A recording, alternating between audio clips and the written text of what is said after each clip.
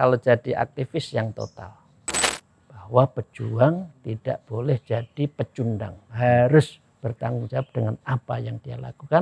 Kalau Anda jadi pejuang, kesatria, hadapi, kalau ditangkap, ditangkap.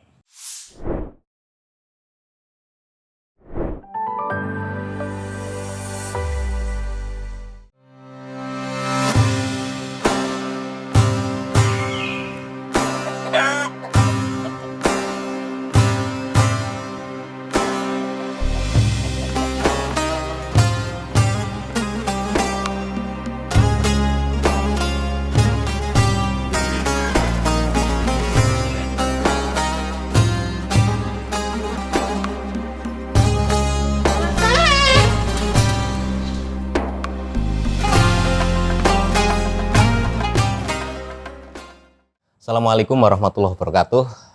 Jumpa lagi pemirsa NU Online bersama kami di acara Sowan.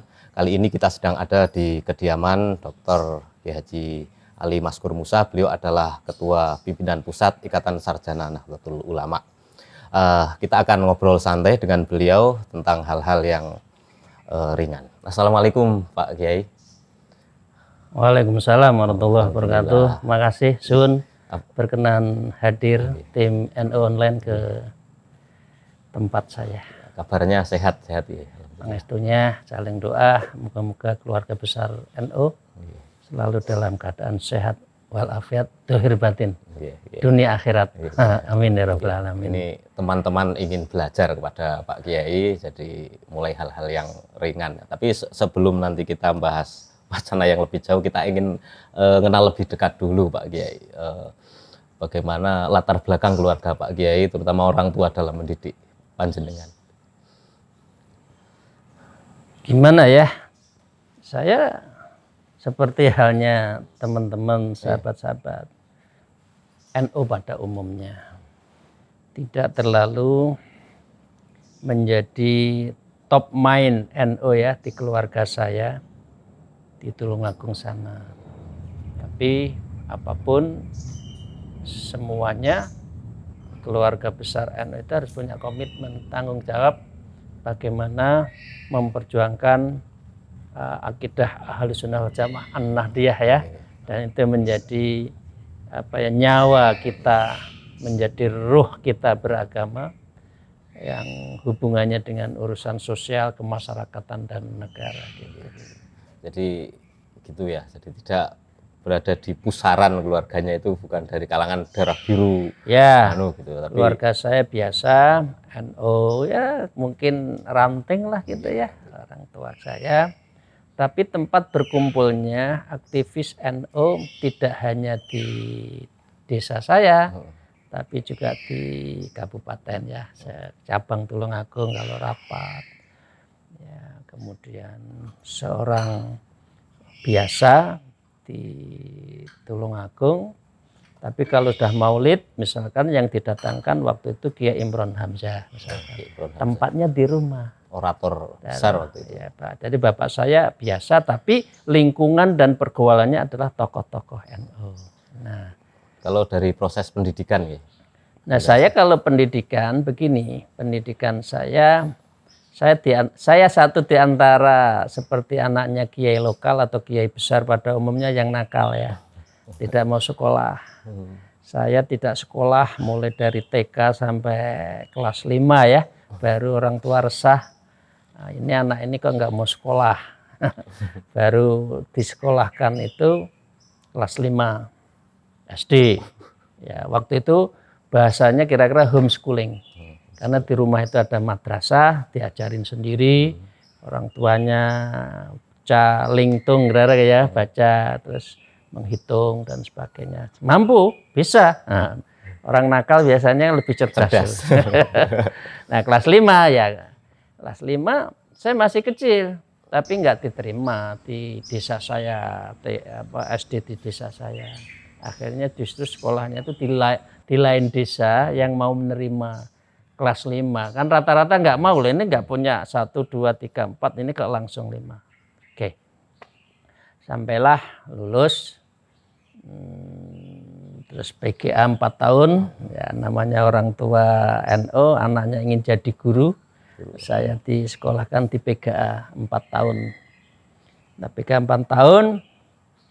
Nah, otak dan batin saya, proyeksi saya sudah mulai muncul. Lulus 4 tahun di PGA itu, saya mau kemana? Nah, kalau saya meneruskan ke 6 tahun, ya berarti saya guru. Ya kan? Tapi waktu itu saya tak pindah deh, tidak di PGA seperti kakak-kakak saya. Kakak saya itu 4-5 orang semua PGA, semua guru, semua IAIN, ya kan? Nah, saya pindah ke Aliyah. Aliyah pun juga saya tidak mau dari kelas 1, saya langsung kelas 2. Langsung kelas 2 lulus.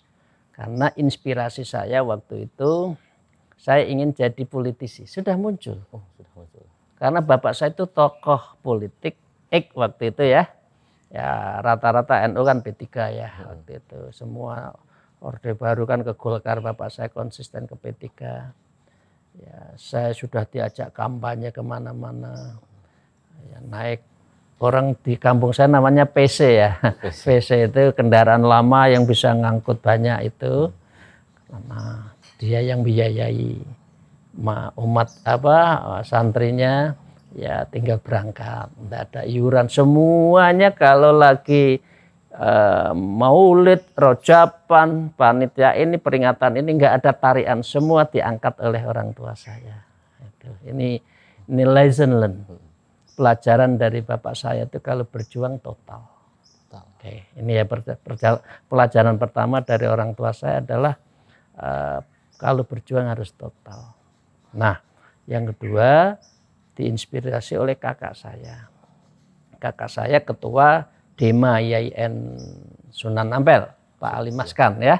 Ali Maskan Musa kan itu. Nah, waktu itu saya dengar langsung di mentoring oleh bapak saya. Kalau jadi aktivis yang total. Karena waktu itu NKK BKK dia tolak, dia dicari ya kira-kira aparat lah gitu. Pulang, bapak saya marah. Kalau Anda jadi pejuang kesatria, hadapi, kalau ditangkap. Nah, itu saya dengar.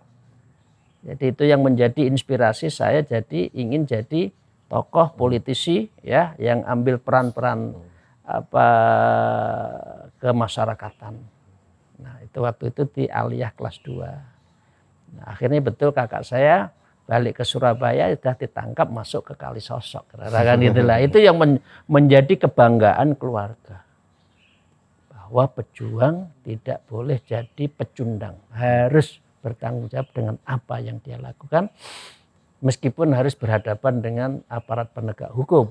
Dan akhirnya, nah itu yang memberikan motivasi saya. Udah kalau gitu saya ke Aliyah dan saya ambil FISIP.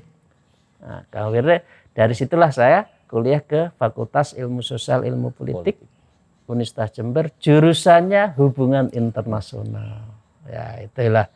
Nah, apakah ya insya Allah mendengarkan doa seorang alim maskur ketika masih SMA atau aliyah kelas 2 itu ya, pada saat dan tahun keberapa setelahnya itu Allah menakdirkan saya menjadi anggota DPR. Ya, itu. Sempat jadi aktivis juga di. Saya semester 1 sudah aktivis.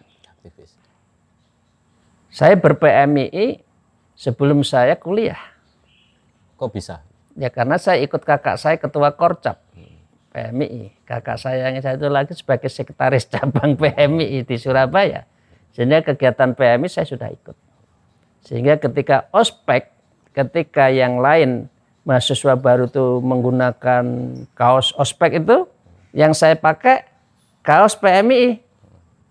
Di tengah FISIP saat itu, the mainstream dari member di FISIP adalah, organisasi teman kita yang HMI. Ketua Senatnya, ketua BPM-nya HMI. Saya semester ospek sudah pakai PMII. Nah, ya, dengan berani dan bangga saya ber-PMII karena sudah kenal PMI. Nah, sampai senior saya PMI yang di FISIP itu takut. Ini anak kok nekat banget. Nah, ini kok berani. Terus dibilangi, udah jangan pakai dulu, saatnya kita pakai. Nah, dari situ hati saya bergejolak. Pada saatnya harus saya balik. FISIP ini harus mayoritas PMI. Betul. 2 tahun berikutnya, artinya saya di semester 5 sudah jadi ketua rayon PMI. Ya, atas seizin Allah, yang dulunya kita bukan minoritas, kalah dengan HMI, saya akhirnya memenangkan di senatnya, di BPM-nya, sampai sekarang. Sampai sekarang. Mayoritas dekan, ya dosen di FISIP saya itu mayoritas PMI, karena kaderisasinya jalan. Jadi darah saya dari muda memang PMI. Terus dari situ nyalon cabang Jember. Ya, Jember karena situasi, kemudian saya didapuk menjadi ketua cabang Jember. Aklamasi juga. Jadi tanpa pemilihan seluruh rayon mensepakati, ya Mas Ali aja yang ketua. Karena ketua lama nggak jalan, Mas Ali saja yang jadi ketua. Tanpa pemilihan, tanpa hiruk pikuk. Ke PKC atau langsung PB waktu itu? Nah, waktu itu masih cabang. Enggak, setelah dari Nah, cabang. setelah cabang, saya periode 85-88 saat ketuanya 8891 saat ketuanya almarhum Iqbal Asgaf dari IPB. Saat itu saya sebagai ketua lembaga pengembangan sumber daya manusia. Oke, bukan pengurus harian. Saya semester 5 itu seluruh buku tentang ideologi sudah saya baca. Dari kiri sampai kanan. Sampai kiri sampai kanan. Marxisme, mulai Leninisme, mulai New Left, mulai dari liberalisme kapitalisme, buku-buku tentang ideologi kontemporer itu sudah saya baca. Sehingga kalau orang itu ini apa, aliran orang ini apa, pembangunan apa, saya sudah tahu. Oh ini. Jalan tengahnya apa. Nah, itu kemampuan saya membaca dan membahas ideologi itu, itulah kemampuan dengan segala hormat saya mohon maaf, kelebihan saya kalau dialog, diskusi. Dan saya diberi kelebihan mampu untuk menginfluensis kepada lawan bicara saya. Kalau sudah bicara tentang ideologi, tentang politik, tentang aliran-aliran pembangunan, Michael Todaro, sampai New Left, Johan Galtung, saya sudah tahu semua. Waktu itu masih semester 4, semester 5. Nah, begitu kongres saya masuk. Ya, teman-teman DKI, almarhum Bang Muhyiddin, orang DKI lebih mencintai saya daripada kadernya DKI. Karena dia butuh tokoh baru yang tidak dari perguruan tinggi IAIN, ya, tapi harus berani dan mampu berpikir tentang negara. Saat itu saya masih baru gitu ya, baru sarjana kan, masih betul. Dengan segala hormat, Kongres 91 di Pondok Gede, ya, di Pondok Gede, Allah memberi kesempatan saya terpilih tanpa apa-apa. Kemampuan saya itu hanya menaklukkan cabang-cabang dengan kemampuan dialektika saya. Saya masuk ke posko Arofah, Mina, posko Jakarta, posko Sumatera mana, posko dialog sampai pagi sampai dia takluk, ya sampean jadi pemimpin saya. Oke. Bukan orang pengurus harian, saya dari Jember, ya, dan Allah akhirnya menakdirkan saya.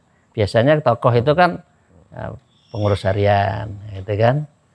Oke, tapi Allah itulah. Itu sejarah saya ber-PMI dan Allah memberi kemudahan saya di dalam pencalonan dan ditakdirkan menjadi ketua umum PMI tahun 1991-1994. Tokoh idola ya, atau yang Wallahu alam, orang melihat, tapi saya atas nama pribadi dan keluarga bersyukur pada Allah yang menciptakan moto PMI zikir amal soleh, itu adalah saya. Dan sampai sekarang belum diganti oleh ketua umum periode setelah saya, kira-kira 13 periode di bawah saya. Tapi motonya tetap zikir, fikir, amal soleh. dan sampai sekarang itu belum tergantikan. Ya wallahu alam, itu kan sejarah bisa berubah, bisa diganti. Tapi senyampang sekarang ini zikir, fikir, amal soleh belum diganti. Saya ambil dari A'udzubillahi minasyaitonirrajim. Waktu itu saya renungkan apa ya PMI ke depan. Kan ulul albab, cendekiawan, mahasiswa, intelektual. Maka ambil dari A'udzubillahi minasyaitonirrajim. Bismillahirrahmanirrahim. Inna fi khalqis samawat wal ard wahtilafil laili wan nahari la ayatil liulil albab. Siapa sih ulil albab? Alladzina yadhkurunallaha qiyaman wa qu'udan wa 'ala junubihim wa yatafakkaru fi khalqis samawati wal ard. Rabbana ma khalaqta hadza batina fasubhanaka faqina adzabannar. Seorang intelektual yang memadukan zikir di satu sisi, artinya itu adalah esoteris power, dan yang kedua adalah tafakkur. Tafakkur sa'ah khairun min alfi sanah. Ya. Jadi berpikir ibadatus sanah, ya, berpikir sesaat itu lebih baik daripada orang yang beribadah 1 tahun, karena menggunakan tafakurnya itu. Ya, waktu itu sudah saya terundang saya ini apa. Nah, yang kedua zikir dan fikir dipadukan untuk apa? Amal soleh. Karena namanya sublimasi dan resep dari semua orang itu adalah amil soleh. Jadi kalau bicara iman di satu sisi, ujungnya pasti amil soleh. Illalladzina amanu wa amil soleh. Banyak ayat yang memadukan antara iman sebagai esoteris value, ya, tapi dia harus dilihat di dalam keseharian, parameternya adalah amal soleh itu. Ya, alhamdulillah ya, sampai sekarang saya ikut bersyukur masih periode sekarang zikir, fikir, amal soleh. Kalau tokoh Indonesia yang menginspirasi Pak Kiai? Saya Gus Dur aja. Gus Dur. Kapan pertama kali kenal Gus Dur?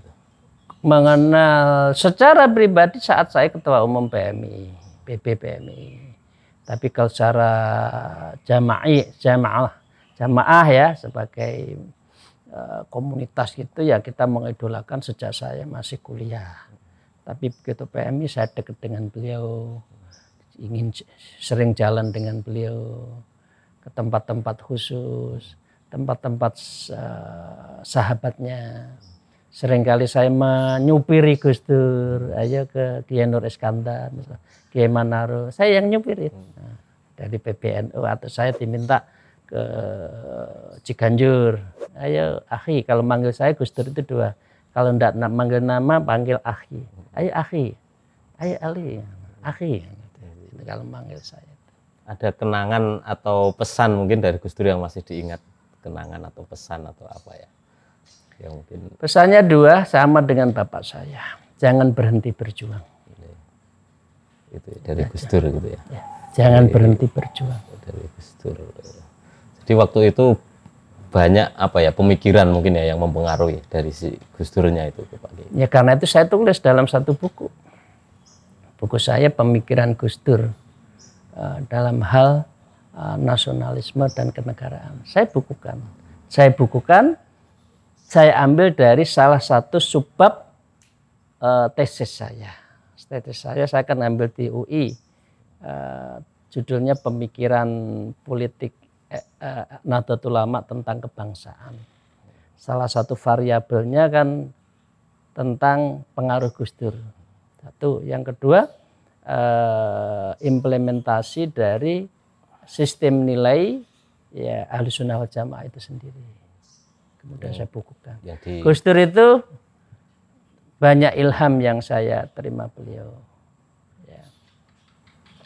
Yang pertama, apa yang disampaikan Gus Dur itu adalah humanism sebagai the essential of Islamic value. Buku saya ada itu.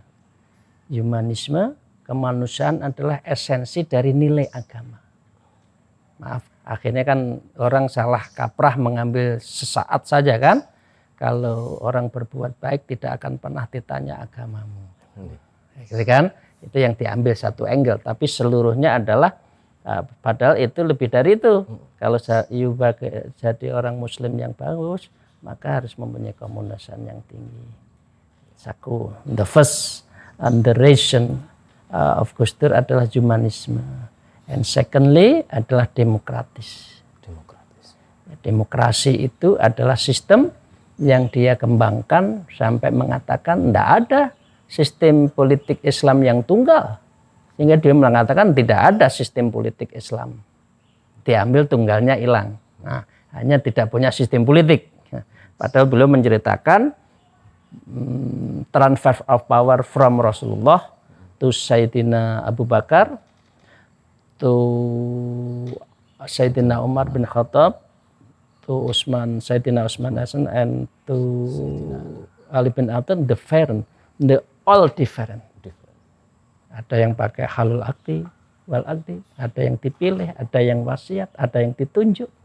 Itu artinya Islam itu tidak mengenal sistem politik tunggal. Tergantung ilatnya sebuah negara.